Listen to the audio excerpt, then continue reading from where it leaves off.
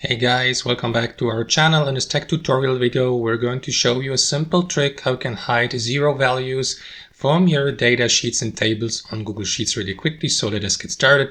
So just for the sake of this tutorial, I created a table like that here with random values. And as you can see, that table contains also zero values like here or here.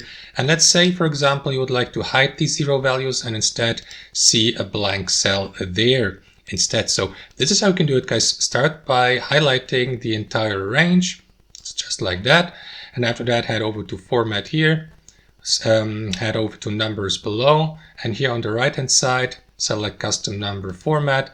And what you want to do, guys, here where it says custom number format is enter the following command: 0, semicolon, minus or dash 0, another semicolon and another one, and last but not least also the @ symbol, just like that. So this is how it will look like. So what you want to do, guys, is confirm by clicking on apply here, and that is going to hide or remove the zero values from the selected data range, as you can see. So that's how it works in practice, guys. I hope you enjoyed this video, got some real value from it, and we'll catch you later.